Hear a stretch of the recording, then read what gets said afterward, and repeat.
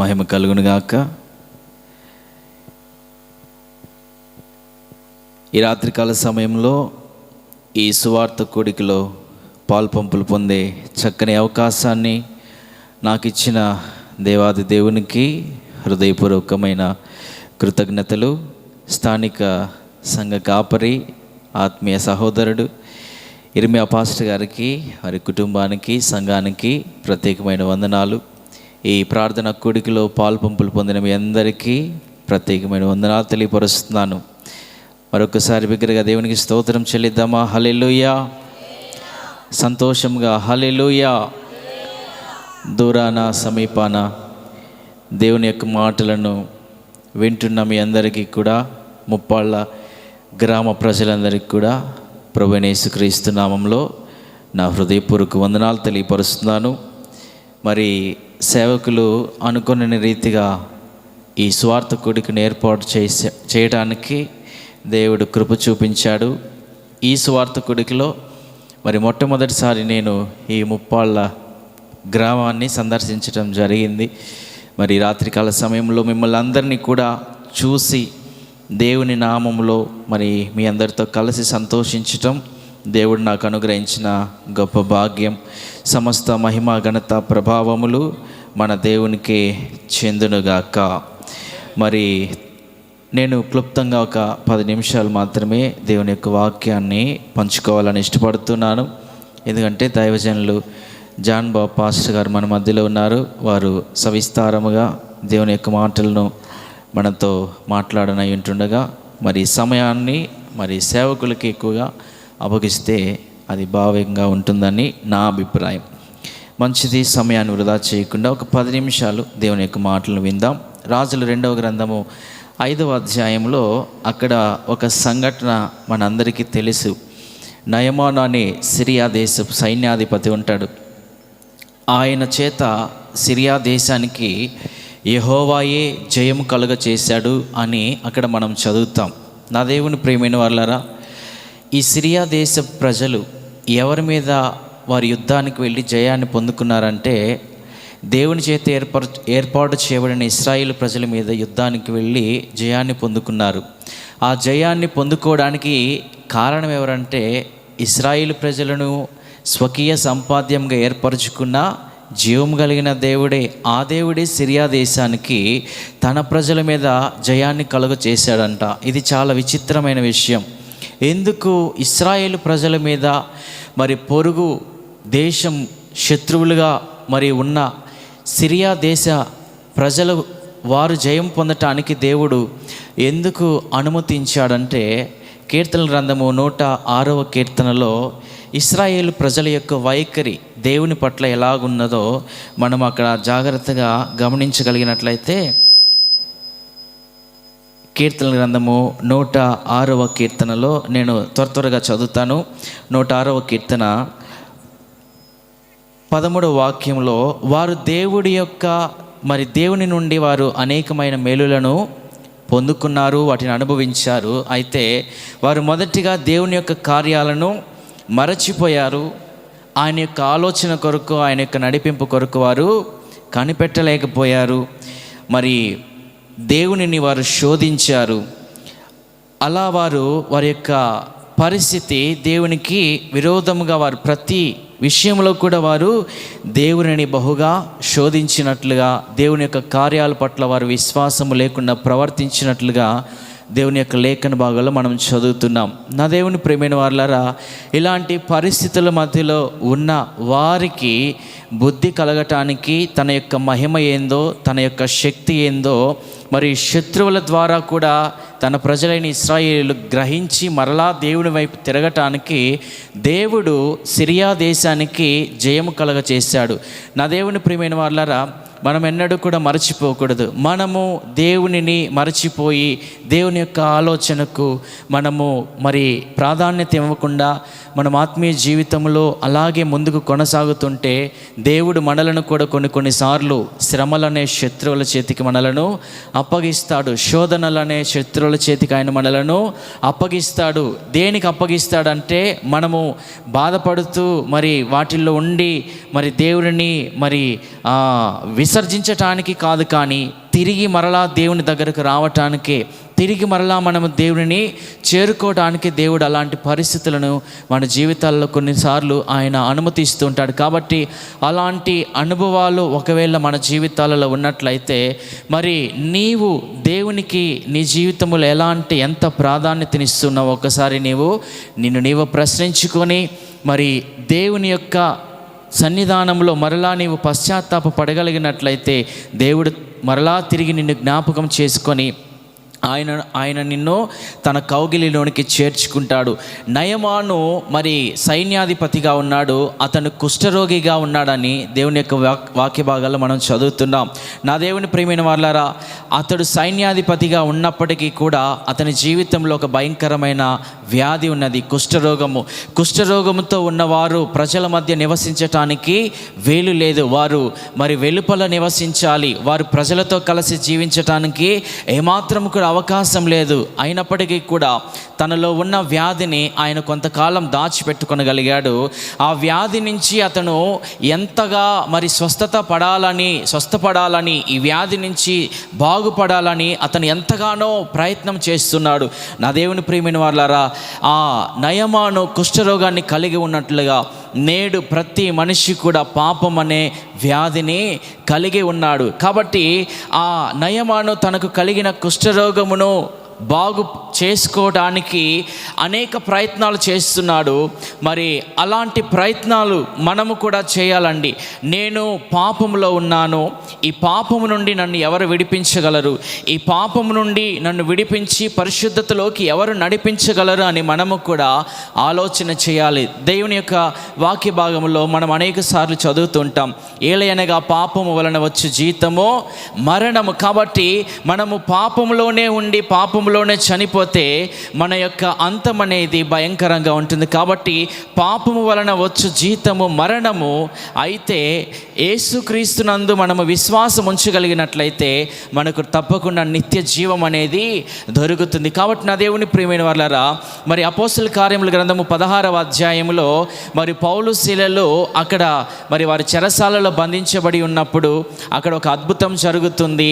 ఆ చెరసాల అధికారి ఆ అద్భుతం జరిగిన తీరును బట్టి యేసు ప్రభు నందు విశ్వాసం ఉంచుతాడు. మరి పౌలు శీలలు చెప్తారండి, ఇదిగో నీవు ప్రభు అయిన యేసుక్రీస్తు నందు విశ్వాసం ఉంచు, అప్పుడు నీవును నీ ఇంటి వారును రక్షణ పొందుతారని అక్కడ మరి పౌలు శీలలు సేవకులు చెప్తున్నారు. కాబట్టి నా దేవుని ప్రియమైన వాళ్ళారా, ఈరోజు ఈ శబ్దయంత్రం ద్వారా సేవకులుగా ఇదిగో దేవుడు మాకు ఇచ్చిన మరి అవకాశమును బట్టి, అధికారమును బట్టి ఇదిగో నీవు కూడా ప్రభు అయిన యేసుక్రీస్తు నందు విశ్వాసం ఉంచినట్లయితే నీవు మొట్టమొదటిగా పాపము నుండి నీవు విడుదల పొందుకుంటావు. పరిశుద్ధుడైన దేవుని కౌగిలికి చేరటానికి నీకు ఒక గొప్ప అవకాశము కలుగుతుంది. ఏ వ్యక్తి కూడా నశించుట ఆయనకు ఇష్టము కాదు. తిమోతికి రాసిన మొదటి పత్రిక 1వ అధ్యాయము 15వ వాక్య భాగంలో పాపులను రక్షించుటకు క్రీస్తు యేసు ఈ లోకానికి వచ్చెనను మాట నమ్మతగినది, పూర్ణ అంగీకారమునకు యోగ్యమైనదిగా కనబడుతుందని అక్కడ మనం చదువుతున్నాం. అదే రీతిగా 2వ అధ్యాయము 4వ వచనంలో మనుషులందరూ కూడా రక్షణ పొందాలని ఆయన కోరుకుంటున్నారు. అంటే దేవుని దృష్టిలో ఏ ఒక్కరు కూడా నశించిపోవటం అనేది ఆయనకు ఇష్టము లేదు. అందరూ అంతటా మారు మనస్సు పొందాలి, సత్యమును గురించిన అనుభవ జ్ఞానమును కలిగి ఉండాలని దేవుడు కోరుకుంటున్నాడు. కాబట్టి నా దేవుని ప్రియమైన వాళ్ళారా, పాపములను క్షమించుటకు అధికారము కలిగిన దేవుడు ఎవరైనా ఉన్నారంటే ఆయనే నజరేయుడైన యేసుక్రీస్తు. హల్లెలూయా. నీ పాపము నుండి విడుదల పొందుకోవాలి అంటే నీవు యేసు ప్రభు దగ్గరికి నువ్వు రాగలిగినట్లయితే నీ పాపములో నుండి ఆయన నిన్ను విడిపించి ప్రశస్తమైన, పరిశుద్ధమైన, నిష్కళంకమైన, నిర్దోషమైన రక్తముతో ఆయన నిన్ను కడిగి పవిత్రపరుస్తాడు. అందుకే యోహాను మొదటి పత్రిక 1వ అధ్యాయంలో ఉంటుంది, మన పాపములను మనము ఒప్పుకొని ఎడల ఆయన నమ్మదగిన వాడును నీతిమంతుడును కనుక మన సమస్త దుర్నీతి నుండి ఆయన మనలను కడిగి పవిత్రులుగా, పరిశుద్ధులుగా ఆయన చేస్తాడు. కాబట్టి నా దేవుని ప్రియమైన వాళ్ళారా, ఈ నయమాను కుష్ఠరోగంతో బాధపడుతున్నాడు. ఎలీషా ఇశ్రాయేలు దేశంలో అతను మరి తన యొక్క వ్యాధిని బాగు చేయగలడనే వార్తను తన ఇంటిలో ఒక ఇశ్రాయేలు దేశంలో నుండి మరి బానిసగా తీసుకొచ్చిన చిన్నదాని ద్వారా విన్నాడు. మరి త్వరగా బయలుదేరి వెళ్తూ ఉన్నాడు. చూసారా నా దేవుని ప్రియమైన వాళ్ళారా, మనము కూడా ఎంతకాలము లోకములో ఆనందించినా, మనము ఎంతకాలము మరి ఆలస్యము చేసినా ఏదో ఒక దినాన మనము చనిపోవలసిన వారమే. మనము చనిపోక ముందే జీవము కలిగిన దేవునిని మనము తప్పకుండా గుర్తెరగాలి. జీవము కలిగిన దేవునిని మనము వెంబడించాలి. చూడుము, నేను నీ ఎదుట జీవమును మరణమును నేను నీ ఎదుట పెట్టి ఉన్నాను. ఏది కావాలో నీవే కోరుకో, అది నీ చేతుల్లో ఉన్నది అని దేవుడు అంటున్నాడు. నా దేవుని ప్రియమైన వాళ్ళారా, సైన్యాధిపతిగా ఉన్నాడు. కుష్ఠరోగం నుండి బాగుపడాలని ఎంతో ఆశపడి దైవజనుని దగ్గరికి వెళుతున్నారు. నా దేవుని ప్రియమైన వాళ్ళారా, దైవజనుని దగ్గరికి వెళ్ళాడు. కానీ దైవజనుడు చెప్పిన మాటలను పరిపూర్ణంగా విశ్వాసం ఉంచలేక మరి కోపంతో తిరిగి వెళ్ళిపోతున్నారు. నా దేవుని ప్రియమైన వాళ్ళారా, అనేక సార్లు సేవకుల ద్వారా దేవుని యొక్క మాటలు మనకు వినబడుతున్నప్పుడు అవి మనకు కోపము పుట్టించేవిగా ఉంటాయి. కానీ యెషయా గ్రంథము 44వ అధ్యాయం 16వ వాక్య భాగంలో నేనే నా సేవకుని యొక్క మాటను రూఢిపరచువాడనని దేవుని యొక్క వాక్యంలో మనం చదువుతున్నాం. కాబట్టి సేవకులను దేవుడే ఏర్పరచుకున్నాడు. కొరింథీయులకు రాసిన మొదటి పత్రిక 28, 29 ఆ వచనాలన్నీ కూడా సేవకులను ఆయనే ఏర్పరచుకున్నాడు. కాబట్టి ఎందుకు ఆయన సేవకులను ఏర్పరచుకున్నారంటే ప్రజలను దుష్టత్వంలో నుండి మళ్ళించి దేవుని వైపు తిరగటానికి వారు ఆయన సేవకులను ఏర్పరచుకున్నారు. కాబట్టి సేవకుడు మరి నిన్ను హెచ్చరించినప్పుడు, సేవకుడు నీకు బుద్ధి చెప్పినప్పుడు నీవు దానిని మరి కోపగించుకొనకుండా నీవు దానికి లోబడగలిగినట్లయితే నీ జీవితంలో తప్పకుండా నీవు క్షేమాన్ని పొందుకుంటావు, క్షేమాన్ని నీవు తప్పకుండా అనుభవిస్తావు. కాబట్టి నా దేవుని ప్రియమైన వాళ్ళారా, అందుకే యెషయా గ్రంథంలో ఒక చక్కని మాట వ్రాయబడి ఉన్నది. ఆ ఒక్క మాటను చదివి నేను ముగిస్తాను. యెషయా గ్రంథము 48వ అధ్యాయము 18వ వాక్య భాగంలో ఈ రీతిగా వ్రాయబడి ఉన్నది. నీవు నా ఆజ్ఞలను ఆలకింపవలనని నేను ఎంతో కోరుచున్నాను. ఆలకించిన ఎడల నీ క్షేమము నది వలెను, నీ నీతి సముద్ర తరంగముల వలెను పోలి ఉండను. కాబట్టి దేవుడు అంటున్నాడు, నీవు నా ఆజ్ఞలను, నా మాటలను నీవు ఆలకించాలని నేను ఎంతో కోరుతున్నాను ప్రియమైన కుమారుడా, కుమార్తె అని దేవుడు బ్రతిమలాడుతున్నాడు. దేవునికి నీ జీవితాన్ని నీవు అప్పగించుకొనగలవా? ఇదిగో ఈ రాత్రికాల సమయంలో హృదయమను తలుపునొద్ద యేసయ్య నిలుచుండి తట్టుచున్నాడు. ఎవడైనను నా స్వరము విని తలుపు తీసిన ఎడలా నేను అతనితోనూ వారు నాతోనూ ఉంటాము, కలిసి ఉంటామని యేసుప్రభువు వారు అంటున్నారు. నీ హృదయములో ఆయనకు స్థానమును ఇవ్వగలిగినట్లయితే, మొదటిగా నీ మనస్సు ఆయన మీద ఆనుకున్నట్లయితే నీ జీవితంలో పూర్ణ సమాధానము, శాంతి ఆయన తప్పకుండా నీకు దయచేస్తాడు. యేసు ప్రభు నమ్ముకుంటే ఆస్తులు వస్తాయనో, అంతస్తులు వస్తాయనో, స్థితిగతులు అన్నీ మారిపోతాయనో వీటిని ఆలోచనలోకి పెట్టుకొని యేసు ప్రభుని వెంబడించవద్దు. యేసు ప్రభుని అంగీకరిస్తే, యేసు ప్రభు దగ్గరికి వస్తే మనకు మొట్టమొదట కలిగే ప్రయోజనం ఏంటంటే రక్షణ ఉచితమైనది. హల్లెలూయా. నిత్య జీవం అనేది మనకు ఉచితంగా లభిస్తుంది. అది ఎప్పుడు మనకు లభిస్తుంది? ప్రభు అయిన యేసుక్రీస్తునందు మనము విశ్వాసం ఉంచితే, పాప క్షమాపణ పొందుకుంటే రక్షణ, నిత్య జీవం అనేది ఆయన మనకు దయచేస్తాడు. ఆ రక్షణ, నిత్య జీవాన్ని ఇంకా నీవు స్వతంత్రించుకొనకుండా దూరముగా ఉన్నావా? ఇదిగో నీ కొరకు ఇదిగో ఆయన తన 2 చేతులు చాచి ఆయన పిలుస్తున్నాడు. ప్రయాసపడి భారము మోయించిన వారలారా, సమస్తమైన జనులారా నా యొద్దకు రండి. ముప్పాళ్ళ గ్రామంలో ఇదిగో ఇంకా నాకు దూరముగా ఉండి నేను సిద్ధపరిచిన రక్షణ, నిత్య జీవమును, క్షేమమును ఇదిగో వాటికి ఇంకా దూరముగా ఉన్న నా బిడ్డలారా నా యొద్దకు రండి, నేను మీకు విశ్రాంతిని ఇస్తాను, క్షేమముని ఇస్తానని దేవుడు కోరుతూ ఉన్నాడు. కాబట్టి నా దేవుని ప్రియమైన వారలారా, సైన్యాధిపతి అయిన నయమాను కుష్ఠరోగంతో బాధపడుతున్నాడు. దైవజనుడి దగ్గరికి వెళ్ళాడు, తన యొక్క రోగము నుండి విడుదల పొందుకున్నాడు. మరి జీవము కలిగిన ఇశ్రాయేలు దేవుడే జీవము కలిగిన దేవుడని తన హృదయపూర్వకంగా ఒప్పుకొని మరి సంతోషముతో తిరిగి వెళ్ళాడు. ఎంత ఘోర పాపినైనా ఆయన క్షమించగలిగిన సమర్థుడు. హల్లెలూయా. పాపములు క్షమించుటకు మనుష్య కుమారునికి భూమి మీద అధికారము కలదు. కాబట్టి నీవు ఎంత ఘోర పాపివైనా ఇదిగో ఆయన రక్తములో నీ ప్రతి ఘోర పాపమును ఆయన కడిగి నిన్ను పరిశుద్ధినిగా చేస్తాడు. ఆయన నిన్ను తన స్వకీయ సంపాద్యముగా ఆయన మార్చి తేజోవాసుల స్వాస్థ్యంలో నిన్ను నిలవబెట్టడానికి ఆయన నీకు ఒక గొప్ప తరుణాన్ని అనుగ్రహిస్తూ ఉంటుండగా, ఈ మాటలు వింటున్న ప్రియమైన స్నేహితుడా, ఇదిగో ఇదే మిక్కిలి అనుకూలమైన సమయం, ఇదే రక్షణ దినం. దీనిని జారవిడుచుకొనకుండా జాగ్రత్త కలిగి నీ జీవితంలో ఇదిగో జీవము కలిగిన దేవునికి స్థానాన్ని ఇవ్వాలని ప్రభునామ పేరిట మనవి చేస్తూ నా మాటలు ముగిస్తున్నాను. ఈ చక్కని అవకాశాన్ని నాకు మరి ఇచ్చిన సేవకులు ఇర్మియా పాస్టర్ గారికి ప్రత్యేకమైన వందనాలు తెలియపరుస్తున్నాను. Thank you. శబ్దం గట్టిగా హల్లెలూయా. మరి చాలా చక్కటి మాటలు తెలియపరిచిన రాజన్న గారికి హృదయపూర్వకమైన వందనాలు చెల్లిస్తున్నాను. ఒక మంచి వర్షిప్ లీడర్ అన్న, చాలా బాగా వర్షిప్ చేస్తాడు. ఆరాధనలో నడిపించినప్పుడు చాలా ఆత్మలో పరవశించేటట్లుగా దేవుడు అలాంటి తలంతునిచ్చారు. మంచి పరిచర్య చేస్తున్నారు పోలినేనిపాలెంలో. ప్రభు ఇంకను ఆ పరిచయను ఆశీర్వదించును గాక. చెప్పండి చేతుల పైకి, అది గట్టిగా ఒక్క హల్లెలూయా అని.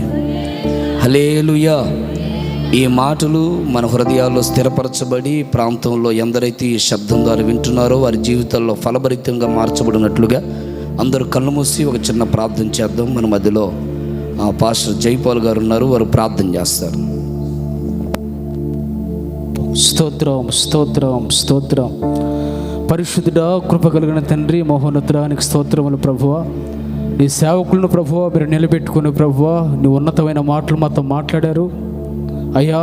నీ మాట అనగా అయ్యా దేవుడు అయినటువంటి సజీవుడు అయిన నీ మాట వింటే ప్రభువా నదివలే మా క్షేమం ఉంటుందని అయ్యా, నీ ఆజ్ఞలు మేము విని ప్రభువా దాని ప్రకారం జీవిస్తే అయ్యా మా నీతి సముద్రం వలె ఉంటుందని ప్రభువా మాకు తెలియజేశారు తండ్రి. నీకు స్తోత్రములు ప్రభువా.